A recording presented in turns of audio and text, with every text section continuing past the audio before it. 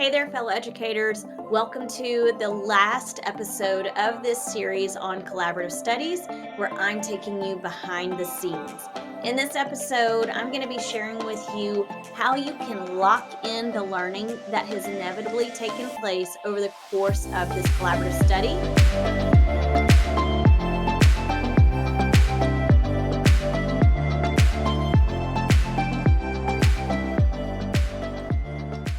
If you're not quite sure what a collaborative study is, then you might want to pause here and you can hop over to my website, catchingupwithcasey.com/collaboration culture, and you'll be able to find out all about collaborative studies, the logistics behind them, how to implement them, and the series that you're listening to right now, where I take you behind the scenes.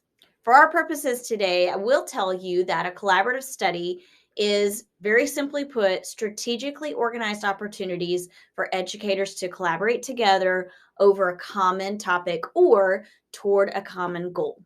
The whole idea of a collaborative study is to build a culture of collaboration. So while you know that this learning is taking place, really what you're trying to do is foster a culture of collaboration.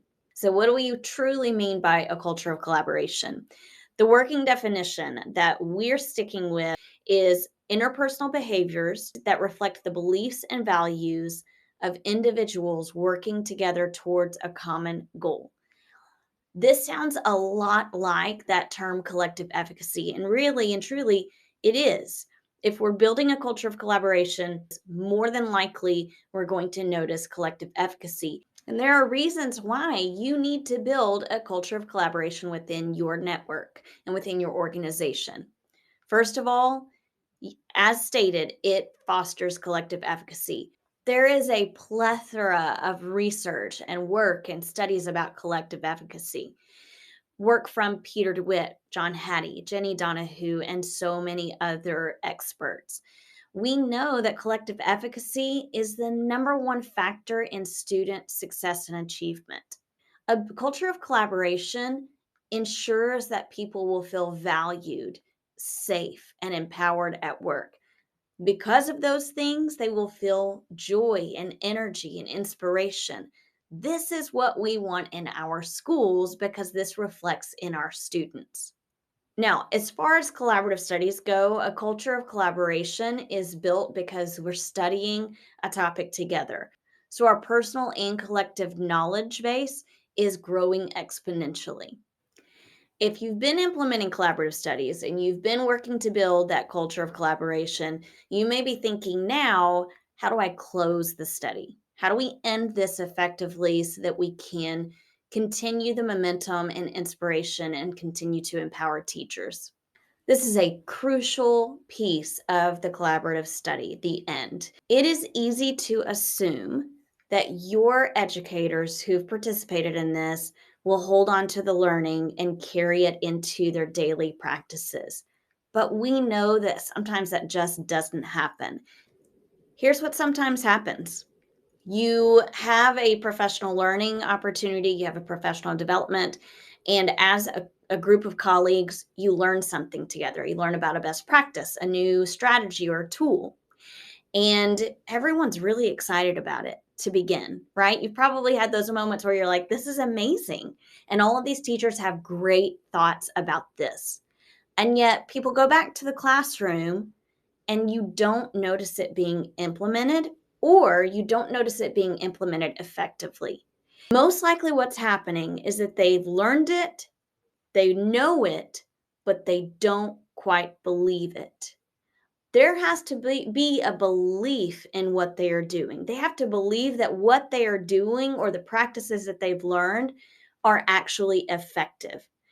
Here's also what can happen is that the change is hard because you're pulling them out of what they once believed and what they once thought and asking them to change that thinking. And that's really challenging for people because it pulls them out of their comfort zone. So, in order to get them to believe that the practices, tools, and strategies you've discovered and even maybe implemented as a group in this collaborative study, they have to not only learn it, They have to not only know it, but they have to have had mastery experiences in order to believe that what they're implementing is effective.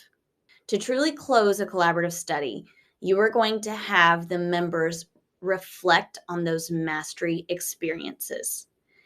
And that sounds so simple, so easy. But there's something really specific to lock in the learning. It is the questions that you ask at the end of a collaborative study that have the power to lock in and sustain that learning. And we all know that questions can be powerful, but sometimes we don't give enough credit to what the questions are that we ask and the way that they are asked. So I want to tell you about 4 broad, generic questions that you can ask at the end of a collaborative study when you're reflecting on their mastery experiences. There is no particular order in which these questions should be asked. However, there are some particular things to keep in mind as you are asking those questions. You want to ensure that you give wait and pause time after every question that you asked. Some of these questions, although generic and broad, really take some deep thinking, and that's purposeful, that's intentional. You want deep thinking to be taking place because then your participants are more likely to sustain that learning. And you want to listen. You want to intently listen. As you're listening, you may be thinking about how you're going to paraphrase what they've said or what question you might follow up with. And with that being said, you're going to want to be sure that you are not the keeper of the learning. You're not the keeper of the knowledge. They have come to this study bringing their expertise, bringing their willingness to go through change, and bringing their new learning to the table through reliving these mastery experiences. This is completely and totally theirs to own. And we're going to let them own it by being sure we don't have answers for the questions that we ask. And finally, in order to allow that ownership and in order to be able to navigate in multiple different ways, you want to keep those questions very broad. Try not to be too specific, because when we get too specific, then we start to pull them in a direction we want them to go. But again, we want this to be completely and totally theirs.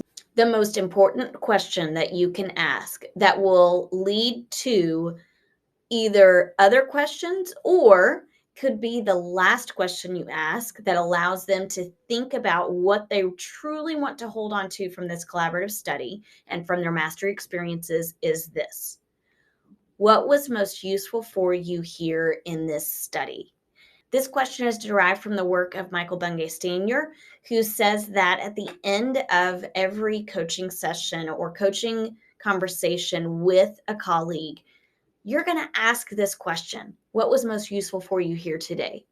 Because then they're taking on the ownership of what truly was most useful and thinking about that positive piece of their learning. I have used this question time and again, and it proves to be so successful and beneficial, not only for the people that I'm working with, but also for myself. Because then I get to see what it is that they want to hold on to, and I know what next steps I can take to support them. Another great question is, how has your thinking changed over the course of this study? Remember, change is one of those things that's really challenging. And it's really easy to say, I'm going to make this change, but it's also even easier to revert back to old habits and customs. So we want to be sure that we're acknowledging what they've learned. We are acknowledging now what they know. We're reliving those mastery experiences. And with this question, hopefully we are pushing them to believe that what they've implemented is important, it is effective, and it's worth holding on to. Another option is the question, who has benefited?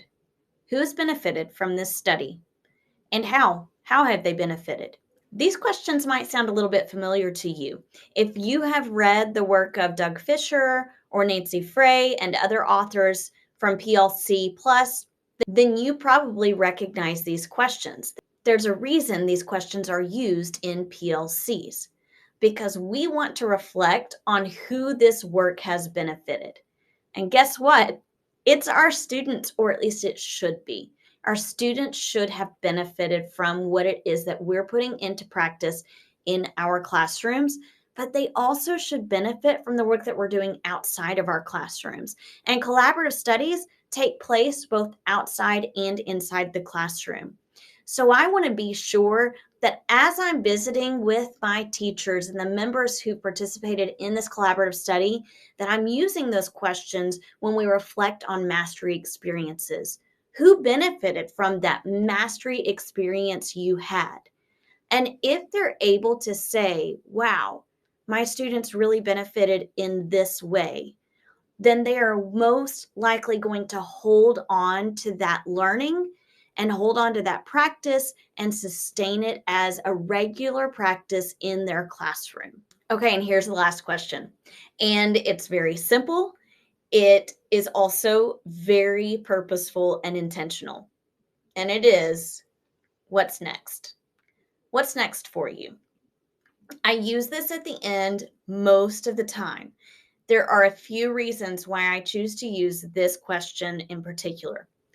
First of all, it allows them to really think, what am I going to be doing next with all of this new information? And if it's not new information, maybe it's, what am I going to do next now that I have learned these things and I believe them?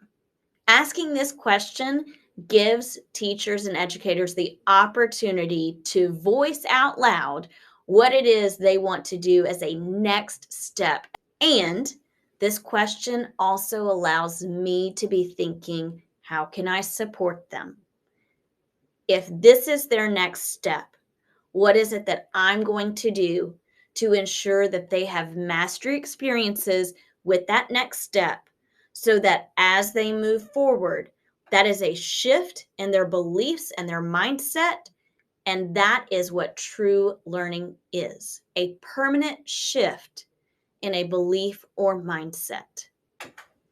What I find is kind of funny is that we get to the end of this and we've asked all of these really nitty gritty questions. And if you're like me, you're picturing the very end of this where you're sitting all together, you've had all of this great discussion. It's like, okay, what's the culminating point? What are we going to take away from here? Because you do probably want them to take away something physical with them. And that's great. And this is where you can be really creative and unique and cute. You might decide, you might be that person that wants to just say, you're going to write on a sticky note what was most useful for you and what your next steps are. That's completely fine. That gives them something to take away. You may decide to be much more creative than that. You may decide that you want to do something in picture frames. You might want to have a video form of something. You might want to have a themed celebration with food or party favors. All of those are viable options for completely closing your collaborative study and sending these participants off. Whatever you decide, know that the questions you asked were the most powerful things that you could have provided in that closing session. So I leave you with this. What was most useful for you here today? Share your thoughts in the comments. Find me on Facebook, Instagram, or Twitter. And until next time, I'll catch you on the flippity flip.